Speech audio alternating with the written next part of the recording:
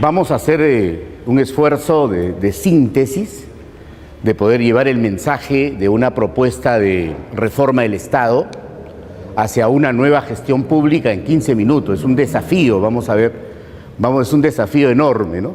Yo soy profesor de 2 maestrías en gestión pública y trabajo 2 años en cada una de ellas, ¿no? De tal manera que habría que tratar de expresarlo esto en el más corto tiempo. En consecuencia, quiero decir cuál es el gran problema en la administración pública. Me parece que podemos partir de ahí, ¿no? O sea, ¿dónde está el problema central de la administración pública? Identificando, evaluando y priorizando el problema, creo que podríamos, en consecuencia, plantear una solución para resolverlo, ¿no es cierto? O sea, en consecuencia diríamos, ¿y qué política pública debe llevarse a cabo? ¿Cuál debería ser el eje estratégico central para implementar esa política pública? Y diríamos, ¿cuál sería el objetivo estratégico nacional priorizado para enfrentar ese problema? ¿No es cierto? Ahora bien, ¿cuál es el problema central? El problema central es el siguiente, ¿no? Mire, el Perú durante casi una década ha venido mostrando indicadores macroeconómicos de crecimiento importante, ¿no es cierto? El promedio es 6.9%, ¿no? Este año hemos tenido una desaceleración, o sea, un decrecimiento del crecimiento económico, y hemos mostrado el 2014, por ejemplo, 3.4% de crecimiento. Y las proyecciones macroeconómicas para este año, es decir, por todos los que están planteando lo que esta perspectiva de crecimiento económico, está hablando probablemente de 3.8% de crecimiento económico.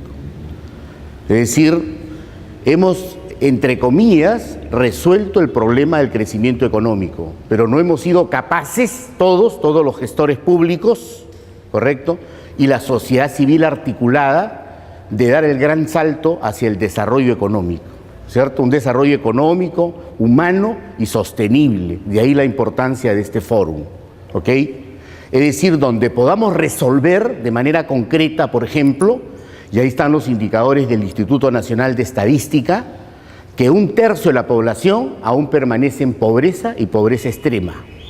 1/3 de la población, ojo, ¿eh? Es decir, hemos podido ser capaces de trabajar una reducción de pobreza del 55% a 25.4% hasta el 2014. Y hemos sido capaces de resolver el tema de la extrema pobreza de un indicador de 11.9, ¿correcto?, a un indicador de 5.6 de pobreza extrema. Pero si promediamos la pobreza y la pobreza extrema, hoy podemos decir que estamos en 31% de pobreza.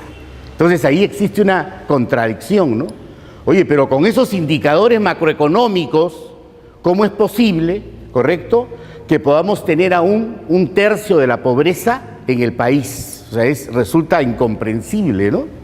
Es decir, existe hambre, existe miseria, existe desocupación, no hay presencia del Estado para garantizar los principales servicios básicos para una condición de vida humana digna, es decir, agua, luz, ¿no es cierto?, alcantarillado. No resolvemos el tema de la salud y el tema de la educación. Ustedes saben que si nosotros como Estado no somos capaces de garantizar, por ejemplo, un indicador que es el de desnutrición crónica infantil, ¿sabe cuánto ha mostrado el indicador de desnutrición crónica infantil para las zonas rurales, ¿correcto?, de extrema pobreza? 27%. En un país como el nuestro, con esos indicadores de crecimiento macroeconómico, 27% de desnutrición crónica. Es decir, estamos condenando a los niños y a los jóvenes desde el 6º mes de embarazo hasta los 16 años en esas poblaciones, ¿ok?, de 33% de pobreza. Estamos condenándolo ¿a qué? Estamos condenándolo obviamente a un fracaso en su actividad educativa y posteriormente en su actividad laboral. Estamos obviamente creando niños a quienes no podemos alimentar adecuadamente. ¿Y cuál es el rol del Estado? ¿Dónde está la presencia del Estado para proteger y resolver ese problema central de pobreza y de desnutrición crónica infantil? Esa es la última estadística del INEGI. Entonces, pero como consecuencia de qué es esto, ¿no? ¿Consecuencia de qué? Consecuencia del tema que tiene que ver, obviamente, con el altísimo nivel de corrupción de las autoridades públicas, altísimo nivel de corrupción de quienes conducen los diferentes niveles de gobierno, es decir, nacional, regional y local, los organismos públicos ejecutores y especializados, las empresas públicas y en general todo el abanico de opciones del Estado. Es decir, el altísimo nivel de corrupción que existe en el país. Y entonces, ¿cómo resolverlo? Ese es el problema, ¿no? Y entonces, ¿cómo resolverlo? Deben haber medidas concretas. La primera de ellas, que obviamente lo he expresado en diferentes conferencias, tiene que ver con lo siguiente, ¿no? Lo primero de ello tiene que ver con el asunto del órgano que representa a la Contraloría General. El órgano que representa a la Contraloría General de la República es la Oficina de Control Institucional, ¿no es cierto?, en todas las entidades del Estado. Ustedes saben quién cancela la remuneración del jefe de la OSI, el órgano rector del sistema administrativo, la Contraloría, ¿no es cierto? ¿Y qué pasa con todo el resto de supervisores, subgerentes de las áreas, quienes hacen los exámenes especiales, los auditores que hacen los exámenes y actividades de control? ¿De quiénes depende económica y administrativamente? ¿Quién les paga sus remuneraciones? ¿Correcto? ¿Quién les paga sus remuneraciones? En general le paga la entidad, es decir, depende jerárquicamente del titular del pliego. Y en consecuencia, cabe precisar lo siguiente ahí, ¿no? Ellos están vinculados a través de un hilo. Es decir, son recibos por honorarios profesionales y son contratos administrativos de servicio, en el marco del Decreto Supremo 1057, que se llama CAS. ¿Tú crees que una persona de honorarios profesionales y CAS y de algunos cargos de confianza en estructura jerárquica podrían tener independencia, veracidad, transparencia para poder producir exámenes especiales de rigor y exigencia técnica? Oye, porque si lo haces, se está poniendo en absoluta cuestión la continuidad de tu ejercicio laboral, ¿no es cierto? Y entonces, señores, la pregunta es, ¿qué esperamos para que el conjunto de todos los trabajadores de la Oficina de Control Institucional, de la OSI, correcto, todos en su integridad, los CAS, los HIP, dependan administrativamente, es decir, su aspecto remunerativo, no de la entidad, sino de la Contraloría? Esa sería una medida concreta, efectiva, pero para eso se requiere patriotismo, compromiso, responsabilidad, una firme toma de decisión. Y han pasado el gobierno de Fujimori, el gobierno del presidente Toledo, el gobierno del presidente García, y todos, y no hemos sido capaces de poder tomar una decisión firme, de tomar el toro por las astas y resolver que el conjunto de los trabajadores dependan estrictamente de la Contraloría y no de la entidad propiamente. ¿Ustedes creen que existiría los índices de corrupción? No, no es cierto. ¿Dónde se manifiesta, en esencia, el otro factor de corrupción en el Estado?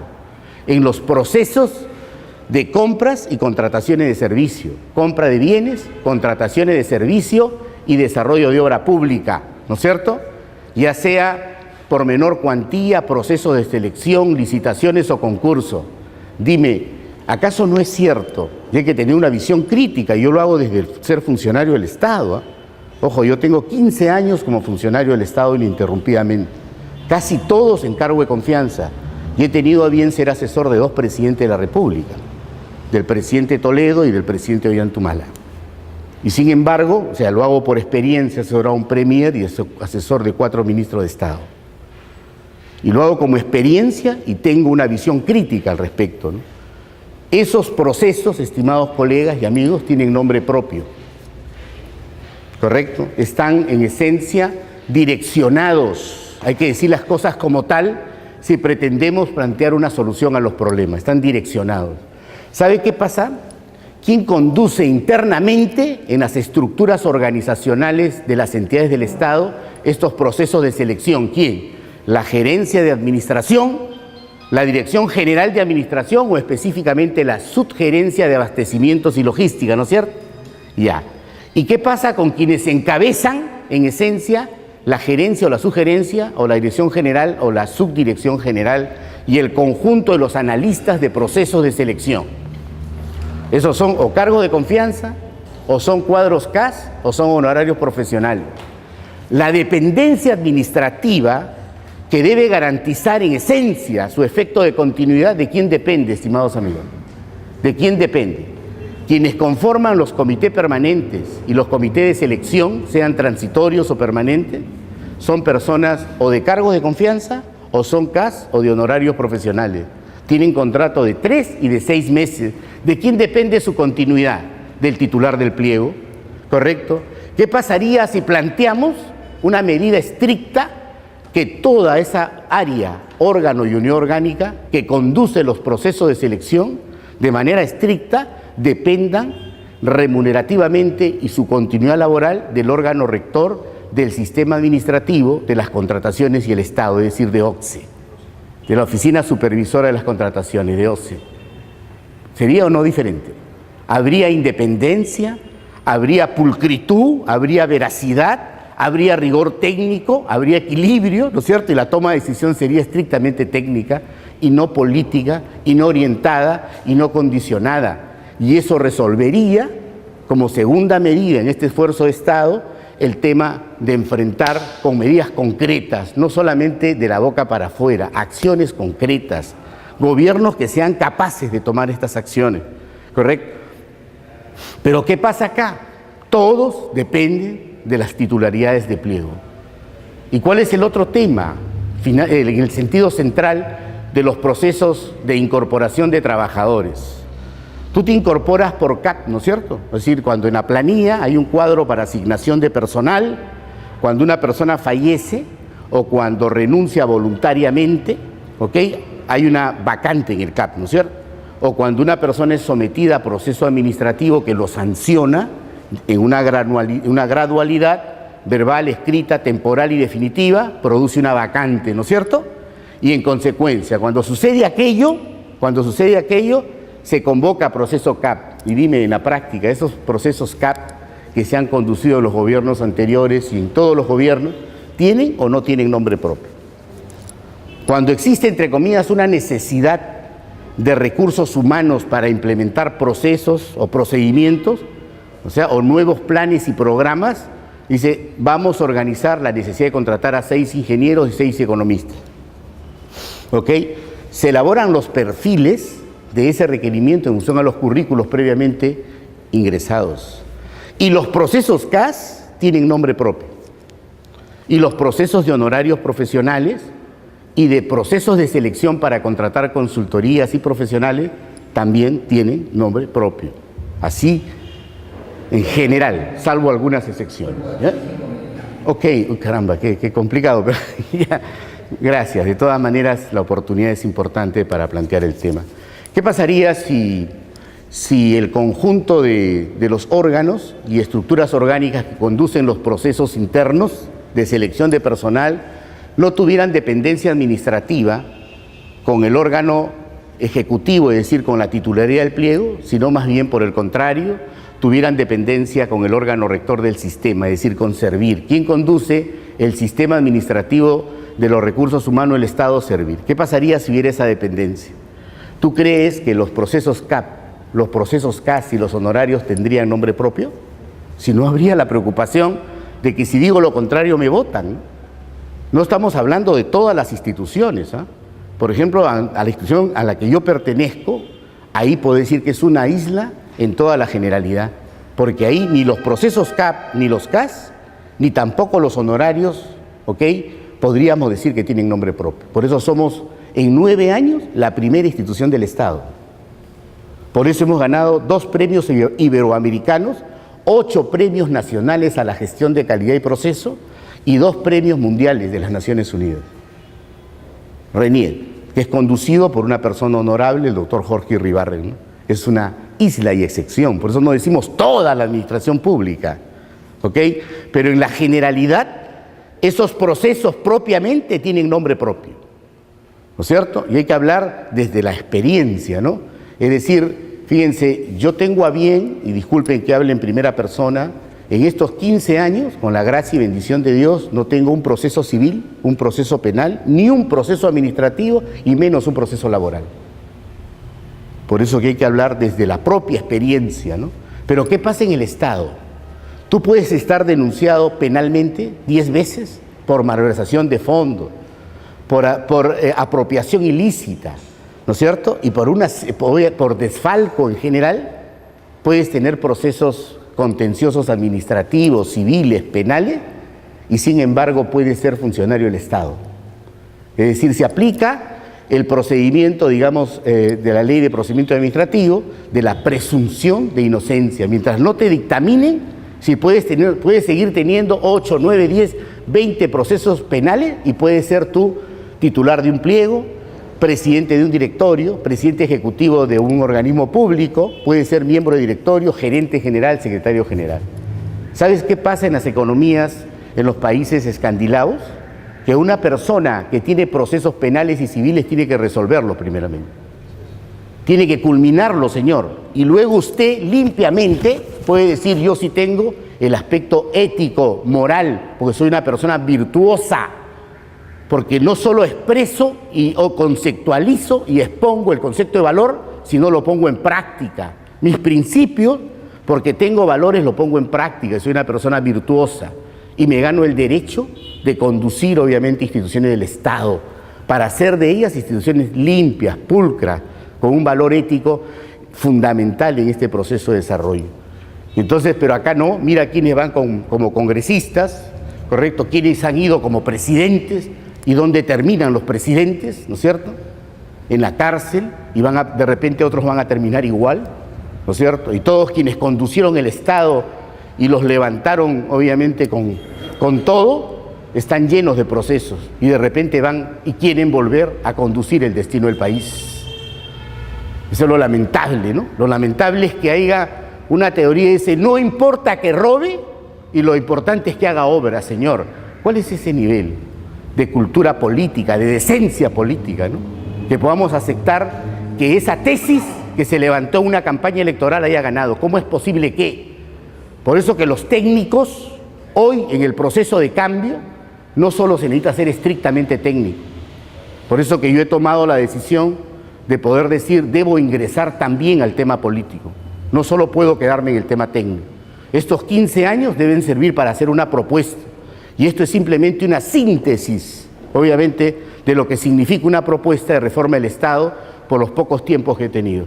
Nuevamente reitero el agradecimiento al ingeniero Saavedra de poder participar en este fórum y gracias a ustedes por la oportunidad de escucharme. Ok, gracias.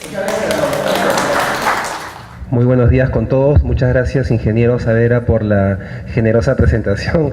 El papel aguanta todo, como se dice, y a veces es un poquito generosa la lectura del currículum cuando se lee en pocos segundos. Gracias por la invitación de la Sociedad Peruana de Ingenieros. Yo vengo a nombre del Colegio Profesional de Antropólogos del Perú para compartir algunas ideas con ustedes sobre el país. Los antropólogos somos una de las especialidades en las ciencias sociales que nos especializamos en el tema del estudio de la cultura. La cultura tiene que ver con los estilos de vida, con la idiosincrasia, con las costumbres de las poblaciones que son aprendidas en el proceso de la infancia. Cuando las personas están ingresando a formar parte de un grupo social, es lo que se llama el proceso de sociabilización. Y tiene que ver mucho, por ejemplo, con el aprendizaje de la lengua materna. Gracias.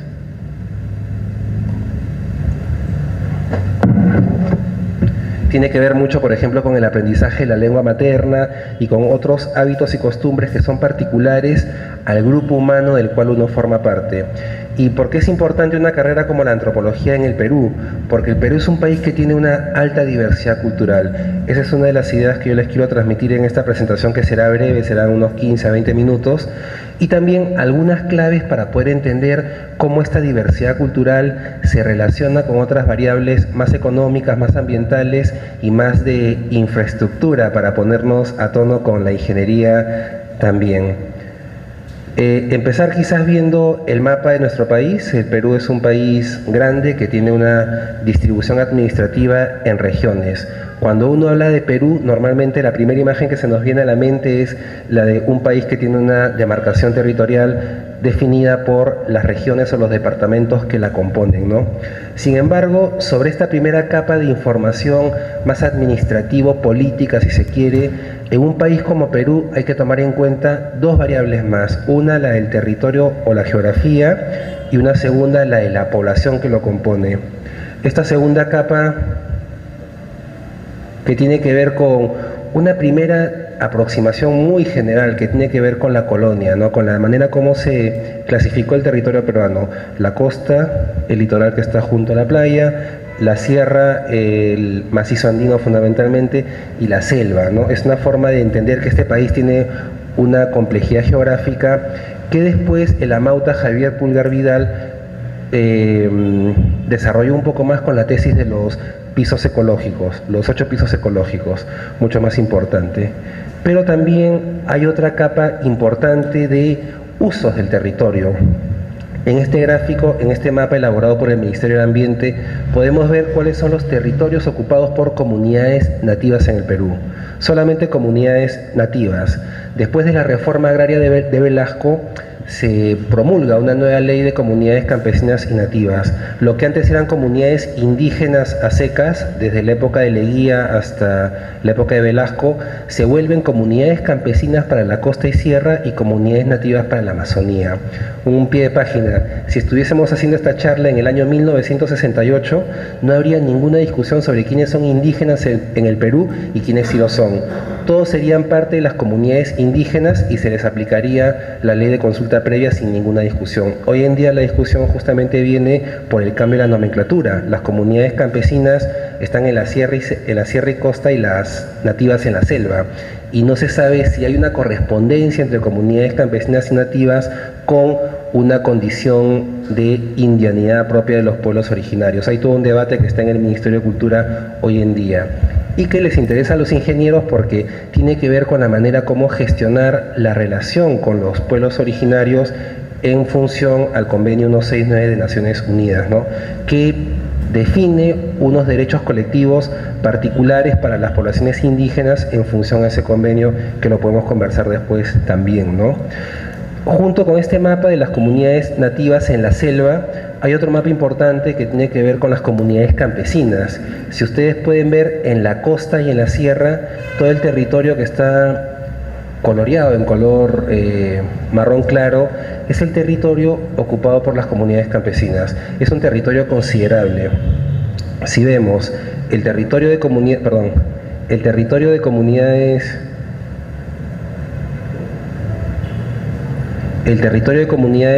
nativas en la selva es un territorio extenso y sumado a eso el territorio de las comunidades campesinas, estamos hablando grosso modo de la cuarta parte del territorio del Perú. El Perú tiene 1.200.000 kilómetros cuadrados aproximadamente, sumando y juntando todo el territorio de comunidades campesinas y nativas, estamos hablando aproximadamente de 400.000 kilómetros cuadrados. Es casi un poco más de la extensión de Alemania. Entonces es un territorio que está bajo un régimen jurídico de propiedad comunal de la tierra, con usos y costumbres de los comuneros que tienen además unos vínculos históricos con los pueblos originarios prehispánicos. ¿Qué les quiero decir con todo esto? Dos cosas. Uno, hay comunidades campesinas con formas comunales de propiedad de la tierra en nuestro país hoy en día. Dos, tienen derechos jurídicos particulares. Tres, tienen una tradición que los articula con las poblaciones originarias prehispánicas, estamos hablando de historia. Y cuatro, que es un territorio considerable. Y la paradoja es que debajo de estos territorios están las principales fuentes de minerales y de hidrocarburos en nuestro país, que tienen una importancia geopolítica fundamental. Les voy a explicar un poquito más cuál es la paradoja de que justamente hay esta superposición entre la superficie de comunidades campesinas y nativas con un subsuelo rico en minerales y en recursos de hidrocarburos. Y la cultura justamente ayuda a explicar las diferentes maneras como las poblaciones interpretamos la riqueza o el valor de un recurso natural. Para una población nativa o campesina, el bosque puede tener un valor simbólico muy especial. Hay un acercamiento espiritual, mágico, religioso con el bosque. Pero si debajo del bosque hay un recurso mineral o de hidrocarburos, la manera como se le da una valorización por parte de un ingeniero es diferente.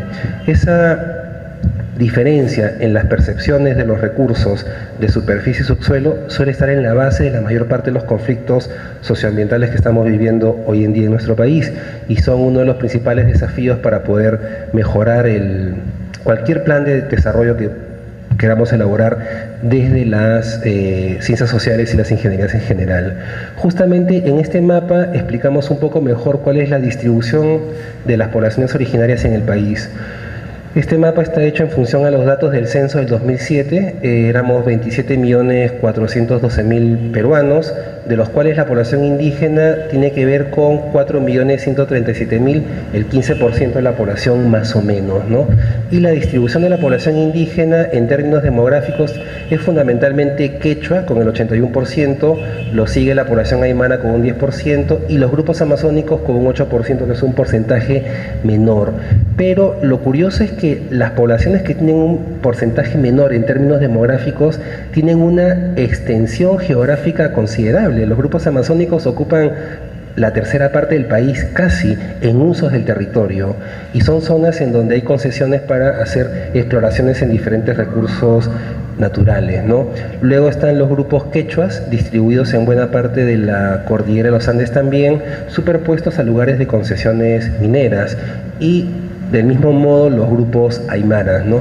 Entonces, esta tercera capa de información sociocultural sobre la capa de información geográfica y sobre la capa de información administrativa ya nos permite entender un poco más, un poco mejor cuáles son las características de este país, que es complejo, ¿no? Y es importante porque desde la parte más técnica de la ingeniería, cuando uno elabora cualquier proyecto de inversión, tiene que considerar que el Perú no es solamente un territorio con una realidad física o administrativa, sino es un país, es un territorio con una realidad sociocultural concreta que tiene que ver con la existencia de poblaciones que son directamente descendientes de los pobladores originarios de este territorio y que tienen una cultura y una forma de organización diferente, que si no comprendemos bien nos va a dificultar la viabilidad, la sostenibilidad de cualquier proyecto, y tarde o temprano va a derivar en la generación de algún conflicto socioambiental como los que hemos venido viendo en los últimos años. Y una cuarta capa de información tiene que ver, además de la distribución política, de la geográfica, de la sociocultural, con la económica. Hay un mapa de la distribución de la pobreza en el país que es particular y que coincide con identificar como los departamentos de mayor pobreza justamente aquellos en donde la población indígena tiene una mayor presencia, ¿no? No es casualidad que las regiones donde la población indígena es mucho más acentuada sean las regiones con mayores índices de pobreza, con menores índices de desarrollo humano. Hay una correlación que hay que tratar de entender para poder justo avanzar en este camino de promover el desarrollo. Pero bueno, volviendo al negocio de los antropólogos, que nos enfocamos en el estudio de la cultura, es importante que partamos por explicar qué es cultura. Hay una premisa que los antropólogos siempre tratamos de transmitir cada vez que tenemos la oportunidad de compartir un espacio con colegas de otras profesiones, y una primera es de que el Perú es un país culturalmente diverso. Además de que tiene una geografía que es todo un reto para cualquier proceso de desarrollo, la cultura en sí misma como estilos de vida es otra característica de este país, ¿no? ¿Qué cosa es la cultura? ¿Qué es lo que los antropólogos entienden por cultura? La cultura, y esta es una definición del Ministerio de Cultura, he tratado de tomar una definición del ente rector de la cultura en el país, que está en sus lineamientos de política cultural de 2012, no solo son los conocimientos adquiridos mediante estudios o los gustos por obras de arte. Uno suele pensar la cultura como la expresión de el desarrollo sofisticado de los artistas o de personas que se han cultivado mucho con la literatura o con la filosofía, ¿no? No. La cultura en el sentido antropológico se entiende como el modo de vida de un grupo humano. Todos los grupos humanos tienen alguna cultura, alguna costumbre, alguna idiosincrasia, algún estilo de vida, ¿no? La cultura se puede entender como el modo de vida de un grupo humano sustentado en creencias, cosmovisiones, costumbres, símbolos y prácticas que se han sedimentado y estructuran la vida de ese grupo humano, ¿no? Hay un grupo humano que tiene una percepción, una creencia histórica colectiva de que el bosque tiene un espíritu, tiene una propiedad particular, y esa idea, esa percepción, ese paradigma no lo cambia nadie, porque es algo que se ha ido desarrollando por generaciones y es parte de un conocimiento, una creencia que está sedimentada en el inconsciente colectivo de un grupo humano. Es distinta la percepción de un técnico que va y que ve en donde la población local encuentra un bosque con hadas, con duendes, con deidades mágicos. Un ingeniero va y ve solamente árboles, madera y piedra, ¿no? Son dos formas diferentes de ver, cada una responde a un estilo de vida particular y los antropólogos sabemos que las personas se mueven en función a los esquemas mentales que tienen. Desde esos esquemas perciben la realidad y desde esos esquemas actúan sobre ellas, ¿no? Entonces es todo un tema que hay que tomar en consideración para la gestión social, ¿no? El Perú es un país multicultural, en el territorio peruano conviven personas que procedemos de diferentes grupos culturales. En términos concretos, ¿qué significa esto? Que hay diferentes formas de ver una misma cosa. Un territorio, un recurso, se percibe, se enfoca de maneras distintas según el grupo cultural del cual la persona procede, ¿no? Y esto no es necesariamente bueno ni malo, simplemente es parte de una realidad compleja que hay que poder entender para poder gestionar sobre ella. No es que unos tengan la razón y otros no, es parte de la dinámica social. Hay que entender que hay un pensamiento más técnico, hay un pensamiento más mágico-religioso, hay un pensamiento que es producto de la tradición, de la costumbre, y esos pensamientos, esas maneras de ver, esos paradigmas, esos no los cambias con un taller, con una mesa de diálogo, con una dinámica. Es parte de un proceso que puede tomar hasta años de gestión para poderlo gestionar de manera mucho más adecuada, ¿no? Y que bueno, podría ser ya motivo de otra charla para no desviarme. Sin embargo, la historia del Perú muestra que la convivencia entre los diferentes grupos humanos ha sido siempre desigual, ¿no? Esto es lo que los historiadores, sociólogos, antropólogos llaman la herencia colonial. La discriminación y exclusión a los pueblos indígenas y afroperuanos han sido una de las maneras en que cómo se han expresado las estructuras de desigualdad persistentes que hay en nuestro país todavía, ¿no? Lo cual se expresa además en la condición de subdesarrollo de estos grupos humanos. No es casual, como vamos a ver en las siguientes gráficas, que del 100% de la población quechua, el 32% se encuentra en una condición de pobre extremo. Del 100% de los aymaras, el 25% son pobres extremos. Del 100% de los nativos amazónicos, 46% son pobres extremos. Y del 100% de los que somos castellano hablantes, solo el 8%. Es decir, si yo naciera con el quechua como lengua materna, hoy en día en el Perú tendría un 32% de posibilidades de ser pobre extremo. Y si yo naciera con el castellano como lengua materna, solamente un 8%. Eso me parece que expresa de manera muy sencilla cuáles son las estructuras de desigualdad de nuestro país, que hay que entenderlo también como parte de la dinámica de la diversidad cultural en la cual nos encontramos, ¿no? El Ministerio de Inclusión Social, el MIDIS, ha elaborado una categoría que se llama la de población en proceso de inclusión, para poder tratar de entender la dinámica de estas nuevas poblaciones, y ha definido 4 variables para comprender esta nueva categoría. Uno es el ámbito de residencia rural, la población que reside en el campo, en las zonas agropecuarias de los Andes y de la Amazonía fundamentalmente, son personas que tienen una alta posibilidad de estar dentro de la población en proceso de inclusión. Es un neologismo para no hablar de población excluida, ¿no? En proceso de inclusión quiere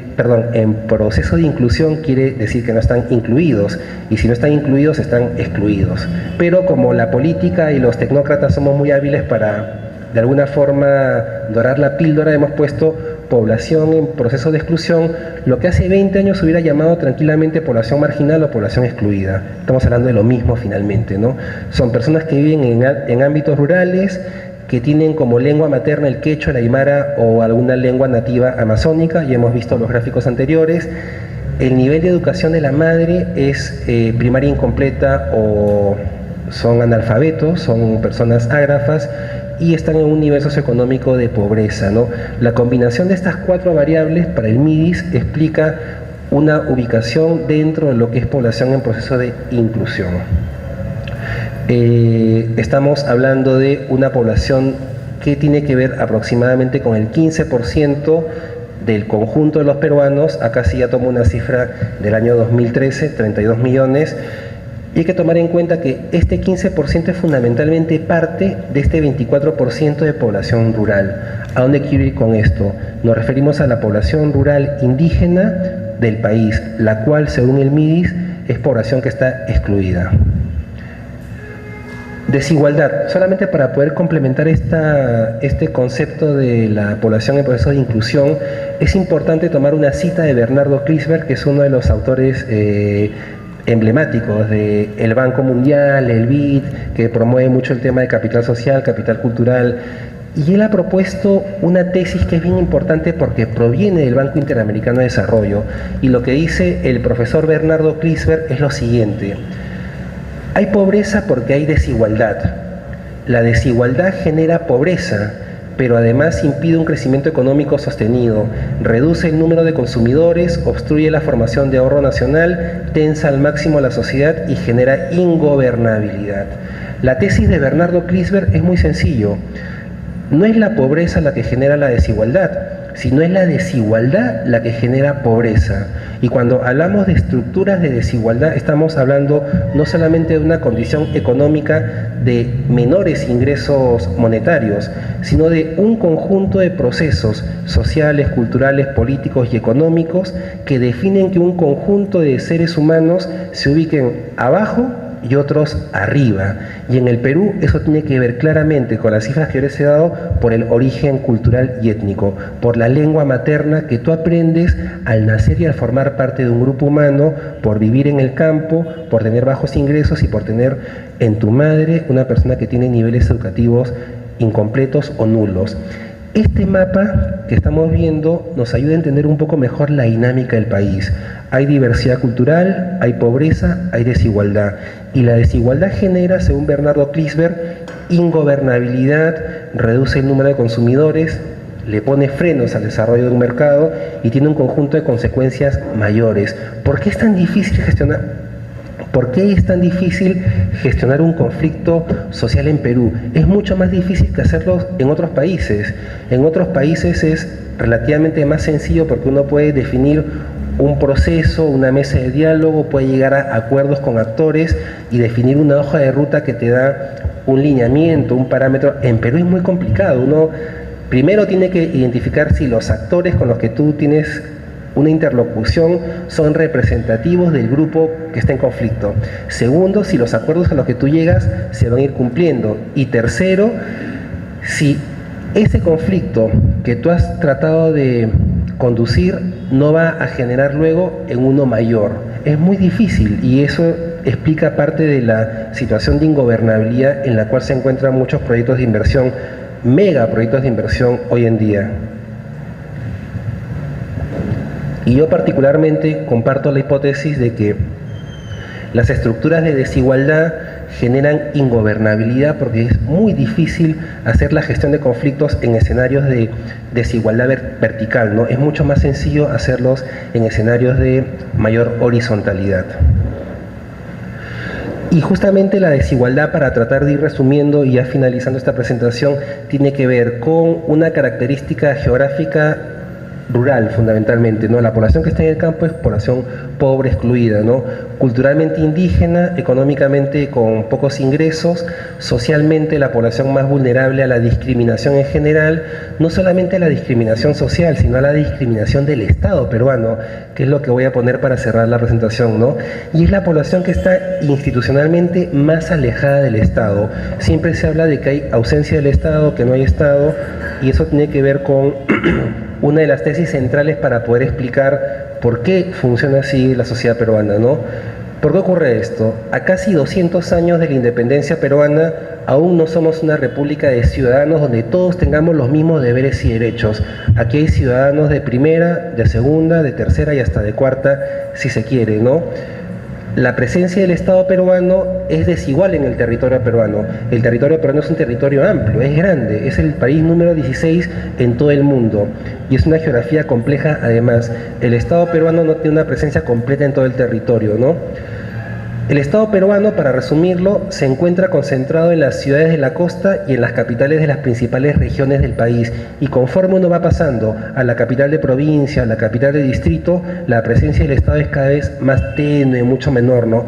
Y si uno pasa de la capital de distrito rural a las comunidades y a los anexos, el Estado prácticamente no existe. He tenido la oportunidad de viajar mucho estos últimos años a la Amazonía y a los Andes.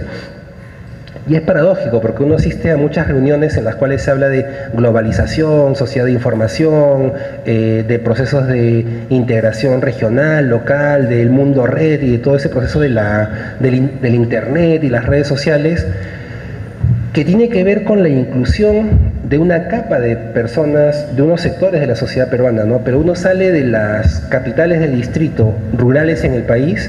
Perú tiene 1860 distritos, de los cuales casi la mitad son rurales, ¿no? Uno sale de la capital de un distrito rural para ir a una comunidad campesina y de la comunidad a los anexos, y ahí se acabó el Estado peruano, ¿no? Ahí se acabó la carretera, se acabó el internet, se acabó el celular, se acabó la posta médica, se acabó la escuela, y uno se encuentra con otro país en las comunidades y en los anexos de las comunidades, en donde es normal que te hablen quechua, una lengua amazónica originaria, aymara, y ahí ya es otra la relación. Ya el Estado desapareció. A veces me ha tocado ir como funcionario del Ministerio del Ambiente, de la OEFA, yo a veces me pongo a pensar, acá la única persona que representa el Estado es el funcionario que va para hacer una gestión muy completa, ¿no? Y suele pasar que a uno lo confunden o a uno le hacen el requerimiento de todos los pendientes que hay, ¿no? Poste de salud, educación, infraestructura, etcétera, ¿no? Para ir cerrando esta presentación, les dejo un concepto que es bien importante, el Índice de Desarrollo del Estado, el IDE, ¿no? Que es un índice que se ha desarrollado por el PNUD, el Programa de Naciones Unidas para el Desarrollo, que es bien importante porque trata de explicar cuál es la presencia real del Estado en el territorio. Y lo que encontramos acá, bueno, estas es las variables con las que se calcula el índice de desarrollo del Estado. La presentación se las dejo y se las pasa el ingeniero Saavedra luego. Y lo que podemos ver es que los departamentos de la costa central sur son los que tienen mayor presencia del Estado, y los departamentos de la sierra y la Amazonía son los que tienen una presencia mucho menor del Estado, que lo vamos a ver en este gráfico. Los departamentos en color verde son donde hay un índice de densidad del Estado importante, y los demás, especialmente los de color rojo oscuro, ya casi color guinda, son en donde la presencia del Estado es casi nula, ¿no? Fíjense ustedes, Huancavelica, Huánuco, Cajamarca, Loreto. Y les suelto solamente una última idea. Huancavelica, departamento minero. Cajamarca, departamento minero. Loreto, un departamento con muchos proyectos de inversión y de exploración en hidrocarburos. Es una paradoja que las regiones donde hay mayor población indígena y donde hay mayores recursos naturales sean los departamentos donde el Estado tiene una menor presencia, y como vamos a ver en la siguiente lámina, son los lugares en donde hay el índice de desarrollo humano más bajo en el Perú. Entonces, la gestión de un conflicto socioambiental en Cajamarca, en Huancavelica o en Loreto no es solamente la gestión de un conflicto particular por los posibles impactos ambientales de un proyecto de inversión, es la gestión de un conflicto que trae como contrabando demandas de la población local por presencia del Estado, por desarrollo, por satisfacer todas las demandas pendientes en infraestructura, en mejora de calidad de vida, que usualmente no se suele ver en las noticias, porque en las noticias se habla de agitadores de izquierda, conspiradores, de desestabilizadores al modelo de crecimiento económico, que es una manera un poco limitada de entender la complejidad de un proceso. En realidad, detrás de las demandas de conflictos sociales, que pueden estar equivocadas en la manera como se canaliza, hay una demanda por presencia del Estado, por desarrollo, por mejora de la calidad de vida. Yo he podido conversar con muchas personas en estos lugares y nadie quiere que sus hijos estén condenados a vivir en la reproducción de la pobreza, de la desigualdad, de la discriminación. Por el contrario, son padres y madres con el justo y legítimo derecho de querer que sus hijos crezcan y progresen más que ellos. Y eso es lo que está en el fondo de los conflictos, y eso es lo que no se suele comprender. Cuando se criminaliza la acción de protesta, estamos en un pantano que nos mueve en una situación muy compleja. Y una última idea, ingeniero Saavedra, por favor, combinando Estado y mercado, podemos tener un mapa de lo que yo llamo 4 Perús. Un Perú integrado, que es el Perú que vive de los beneficios del crecimiento económico, de las políticas económicas, en Lima, en la costa y las capitales de provincias, de regiones fundamentalmente.